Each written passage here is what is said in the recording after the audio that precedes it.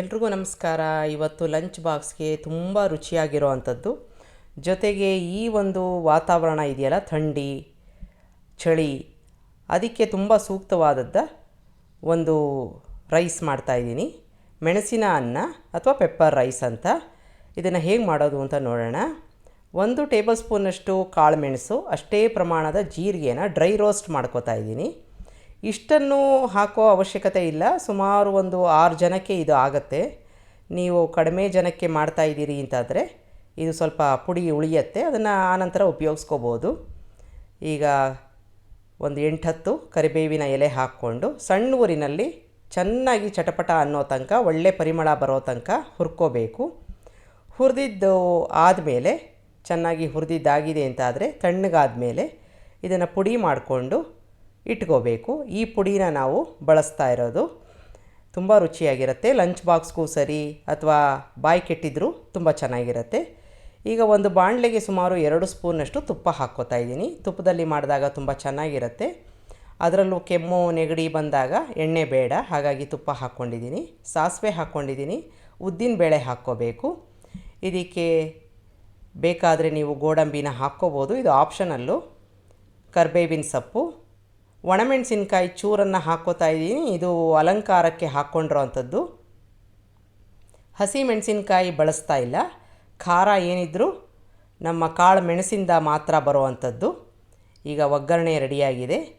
ಇದಕ್ಕೆ ಅಕಸ್ಮಾತಾಗಿ ತುಂಬ ಥಂಡಿ ಇದೆ, ದೇಹದಲ್ಲಿ ಸ್ವಲ್ಪ ಶೀತ ಜಾಸ್ತಿ ಇದೆ ಅಂತಾದರೆ ಬೆಳ್ಳುಳ್ಳಿ ಹಾಕ್ಕೋಬೋದು. ನಾನಿಲ್ಲಿ ಬೆಳ್ಳುಳ್ಳಿ ಹಾಕ್ಕೊಂಡಿದ್ದೀನಿ, ಚೆನ್ನಾಗಿ ಬಾಡಿಸ್ಕೋತಾ ಇದ್ದೀನಿ. ನಿಮಗೆ ಬೆಳ್ಳುಳ್ಳಿ ಬೇಡ ಅಂತಂದರೆ ಸ್ಕಿಪ್ ಮಾಡ್ಕೋಬೋದು. ಅದ್ರ ಬದಲಾಗಿ ಕಾಯಿ ತುರಿ ಅಥವಾ ಒಣ ಕೊಬ್ಬರಿನ ತುರ್ಕೊಂಡು ಹಾಕ್ಕೋಬೋದು. 1 ಈರುಳ್ಳಿ ಹಾಕ್ಕೊಂಡಿದ್ದೀನಿ. ಹಸಿ ವಾಸನೆ ಹೋಗೋ ತನಕ ಚೆನ್ನಾಗಿ ಬಾಡಿಸ್ಕೋಬೇಕು. ಈಗ ಕಲರ್ ಕೂಡ ಚೇಂಜ್ ಆಗಿದೆ. ಇದಕ್ಕೆ ರುಚಿಗೆ ತಕ್ಕಷ್ಟು ಉಪ್ಪನ್ನು ಹಾಕ್ಕೊಂಡು ಚೆನ್ನಾಗಿ ಮಿಕ್ಸ್ ಮಾಡ್ಕೋಬೇಕು. ಈಗ ಒಗ್ಗರಣೆ ರೆಡಿ ಆಯಿತು. ನೋಡಿದ್ರಲ್ಲ, ತುಂಬ ಸುಲಭನಾಗಿ ಮಾಡೋ ಅಂಥದ್ದು, ಅಷ್ಟೇ ರುಚಿಯಾಗಿರುತ್ತೆ. ಉದುರುದ್ರಾಗಿ ಅನ್ನ ಮಾಡಿಕೊಂಡು ಈಗಾಗಲೇ ಇಟ್ಕೊಂಡಿದ್ದು, ಅಥವಾ ಈಗಾಗಲೇ ಅನ್ನ ಇದ್ದರೆ ಮನೆಯಲ್ಲಿ ಅದರಲ್ಲೂ ಕೂಡ ಮಾಡ್ಕೋಬೋದು. ಅನ್ನ ಹಾಕ್ಕೋತಾ ಇದ್ದೀನಿ. ಸಣ್ಣ ಊರಿನಲ್ಲಿ ಮಿಕ್ಸ್ ಮಾಡ್ಕೋಬೇಕು. ಅನ್ನ ಉದುರುದ್ರಾಗಿರಬೇಕು, ಜೊತೆಗೆ ಮೆತ್ತಗಾಗಿರಬೇಕು. ಈಗ ನಾವು ಪುಡಿ ಮಾಡ್ಕೊಂಡಿದ್ವಲ್ಲ, ಮೆಣಸು ಮತ್ತು ಜೀರಿಗೆ, ಆ ಪುಡಿನ ಹಾಕ್ಕೋತಾ ಇದ್ದೀನಿ. ಚೆನ್ನಾಗಿ ಬೆರೆಸ್ಕೋಬೇಕು. ಜೀರಿಗೆ ಮತ್ತು ಮೆಣಸಿನ ಪರಿಮಳ ಇರುತ್ತೆ. ಈಗ ಬೆರೆತ್ಕೊಂಡಿದೆ, ಸ್ವಿಚ್ ಆಫ್ ಮಾಡ್ಕೊಂಡಿದ್ದೀನಿ. ಈ ಥರ ಉದುರುದ್ರಾಗಿದ್ದರೆ ತುಂಬ ಚೆನ್ನಾಗಿರುತ್ತೆ. ಕೊತ್ತಂಬರಿ ಸೊಪ್ಪು ಹಾಕ್ಕೊಂಡು ಚೆನ್ನಾಗಿ ಮಿಕ್ಸ್ ಮಾಡಿಕೊಂಡು ಸರ್ವ್ ಮಾಡ್ಕೋಬೋದು. ಲಂಚ್ ಬಾಕ್ಸ್ಗೂ ತುಂಬ ಚೆನ್ನಾಗಿರುತ್ತೆ.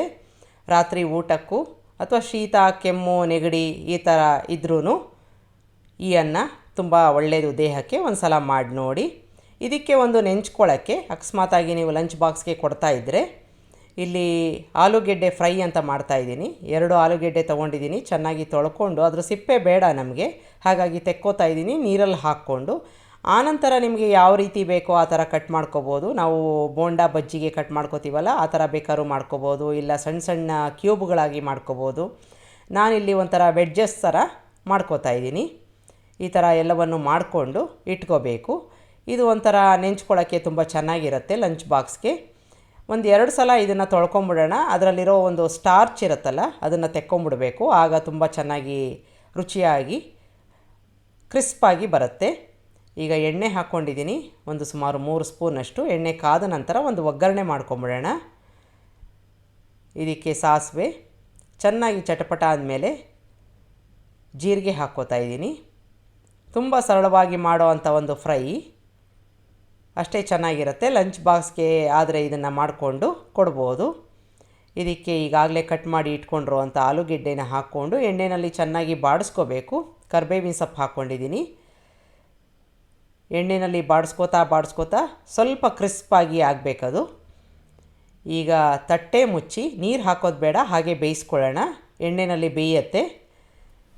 ಇದಕ್ಕೆ ಅರಿಶಿನ, ರೆಡ್ ಚಿಲ್ಲಿ ಪೌಡರು, ಧನಿಯಾ ಪೌಡರು, ರುಚಿಗೆ ತಕ್ಕಷ್ಟು ಉಪ್ಪು, ಗರಂ ಮಸಾಲ ಹಾಕ್ಕೋತಾ ಇದ್ದೀನಿ. ಯಾವುದೇ ಮಸಾಲೆ ಜಾಸ್ತಿ ಬೇಡ, ಹದವಾಗಿ ಇರಲಿ. ನೀರು ಹಾಕೋದು ಬೇಡ, ತುಂಬ ಮೆತ್ತಗಾಗ್ಬಿಡುತ್ತೆ. ಹಾಗಾಗಿ ಎಣ್ಣೆಯಲ್ಲೇ ಬೇಯಿಸ್ಕೊಂಡಾಗ ಕ್ರಿಸ್ಪಾಗಿ ಇರುತ್ತೆ, ಆದರೆ ಬೆಂದಿರುತ್ತೆ. ಈಗ ಮಸಾಲೆ ಎಲ್ಲ ಚೆನ್ನಾಗಿ ಹಚ್ಕೋಬೇಕು, ಹಾಗಾಗಿ ಬಾಡಿಸ್ಕೋತಾ ಇದ್ದೀನಿ. ಇನ್ನೂ ಒಂದು 10-20% ಬೇಯಬೇಕು. ಮಸಾಲೆನಲ್ಲಿ ಬೆಂದಾಗ ರುಚಿ ತುಂಬ ಚೆನ್ನಾಗಿರುತ್ತೆ. ನೀವು ಬೇಕಾದ್ರೆ ಇದಕ್ಕೆ ಕಸೂರಿ ಮೇಥಿ ಅಂತ ಸಿಗತ್ತಲ್ಲ, ಅದನ್ನು ಕೂಡ ಹಾಕ್ಕೋಬೋದು. ಮುಚ್ಚಿ ಇನ್ನೂ ಒಂದು 10-20 ಸೆಕೆಂಡು ಬೆಂದ ನಂತರ ಒಂದು ಸಲ ನೋಡ್ಕೊಂಬಿಡೋಣ. ಈ ಥರ ನೋಡಿ ಚೆನ್ನಾಗಿ ಬೆಂದಿದೆ, ಕ್ರಿಸ್ಪಾಗಿ ಆಗಿರುತ್ತೆ. ಸಣ್ಣ ಊರಿನಲ್ಲಿ ಬೇಯಿಸ್ಕೊಂಡಾಗ ತುಂಬ ಚೆನ್ನಾಗಿ ಇರುತ್ತೆ. ಈಗ ನಾವು ಹಾಕಿರೋ ಮಸಾಲೆ ಕೂಡ ಚೆನ್ನಾಗಿ ಹೋಳುಗಳಿಗೆ ಬಂದಿರುತ್ತೆ. ಕೊತ್ತಂಬರಿ ಸೊಪ್ಪು ಹಾಕ್ಕೊಂಡಿದ್ದೀನಿ. ಕೊನೆಯಲ್ಲಿ ನಿಂಬೆಹಣ್ಣನ್ನು ಹಿಂಡ್ಕೊಂಡು ಸ್ವಿಚ್ ಆಫ್ ಮಾಡ್ಕೊಂಬಿಡ್ಬೇಕು. ತುಂಬ ರುಚಿಯಾಗಿರುತ್ತೆ. ನೆಂಚ್ಕೊಳ್ಳೋಕ್ಕೆ ಒಂದು ಸಲ ಮಾಡಿ ನೋಡಿ.